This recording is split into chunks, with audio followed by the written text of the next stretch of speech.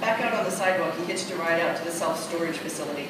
His unit was paid for 6 months out, so no need to rush finding a new place. He had heard of desperate people living in their storage units, and if his hadn't been so pitifully small, he might have considered it. Hell, it was cheaper than an apartment. All his furniture and household belongings had stayed with Joey. He hadn't had the energy to fight with him over who actually owned what. And the remainder of his worldly possessions boiled down to his clothes, not many, a few framed pictures, likewise, and his tools. Sad, really. If he died under mysterious circumstances and a forensics team searched through what he had left behind, they'd leave after 5 frustrated minutes. Nothing. He would leave behind nothing. He switched out dirty clothes for clean, stuffing the dirty socks and underwear in the laundry bag he kept in the unit. Then, in a quixotic moment, driven by his conversation with Kasia that morning, he retrieved his gas-powered soldering iron, his tin snips, and the spools of solder wire. The urge to create surged up in him as it hadn't in months. Strange how those months coincided with his relationship with Joey. He hadn't realized that before. We now switch scenes to Kasia sitting on the front step of the cabin. The cabin's front stoop was perfect for viewing the lines of magical confluence that veined the nearby mountains. Most mountains served as points of convergence for lines of magic force. Some, like Fuji or Mauna Kea, gathered force to them like greedy collectors. Others, like these modest mountains surrounding the town of Honeywell, were simply natural meeting points, intersections of magical roads. While the magic had always existed here, the noise and filth of the strip mining machines had masked the lines for many years. Now, in the newfound silence, it became possible to find the paths again. Kasia knew if he could see them, so could others. Beings of power, lesser ones, but still enough to be dangerous, were drawn to such places. He shivered as a cloud ran ragged fingers over the sun. Other spellcasters were here. They made no effort to hide their power, not like in the old days when magical beings were modest and cautious, when humans were more aware and knew them on sight. Now, dear gods, a Kasia demon could live without shielding for over 20 years as a brewer's cat, with no one the wiser. He shuddered at what else might be out there. The sun broke through the clouds, and Kasia straightened his heart leaping.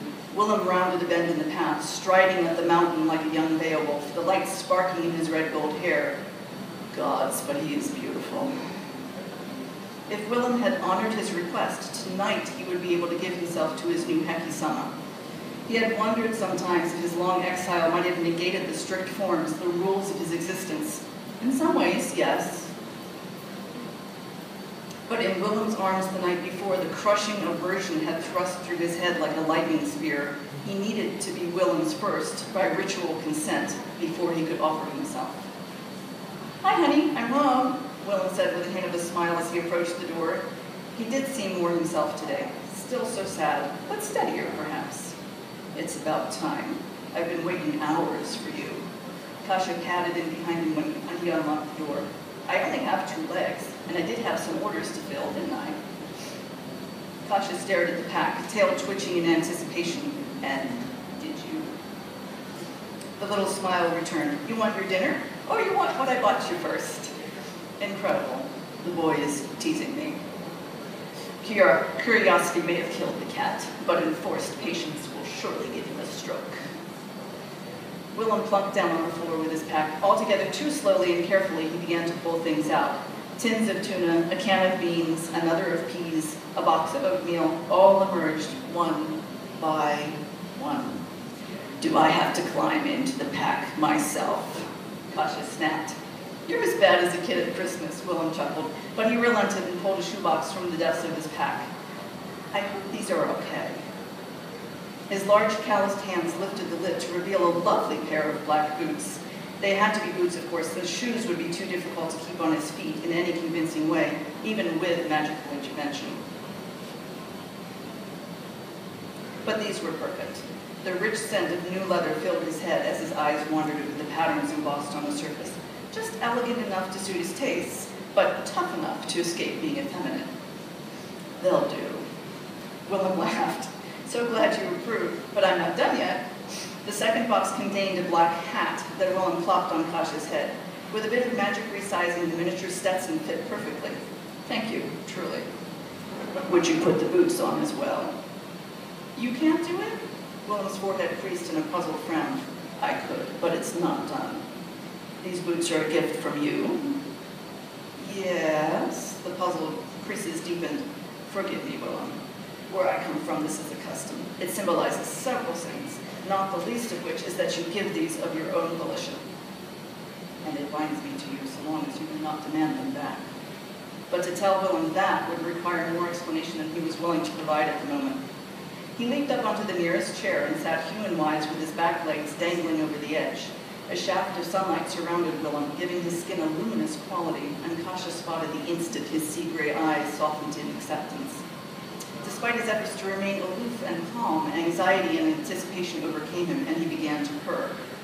Luckily, Willem seemed to mistake the nervous reaction as encouragement and gently slid the right boot over his paw. The adjustments he made this time were to his foot and not the boot, but oh, it felt right. It had been so long. He held his breath, readying himself when the left boot and foot mated. Still, the sudden rush of power made the room pitch and spin. Magic flowed into him, increasing his being. Soon he would be too large for the cabin, too large for the mountainside. Gods, oh gods, it's still there, all at my paw tips now. I am immortal. I am the demon who rides the lightning. I am his. One look at Willem brought him back down from his magical-induced high, back into the physical body he inhabited. Are you all right? Some men who had claimed him had done so for selfish gains, for power and wealth. Some had done so out of lust, but Willem, sweet boy, had no idea what he had done. He was simply giving footwear to his demanding cat. Yes, thank you. Kasha leaped down from the chair to stand on 2 legs. He tried a few steps and did a slow pirouette. So, do they suit? I never was big on the cowboy look, but on you, it looks good. Willem gave a satisfied nod. You're a very handsome cowboy. Cowboy cat. That was perhaps the clumsiest compliment I have ever received, but thank you all the same. Now, I believe you mentioned dinner.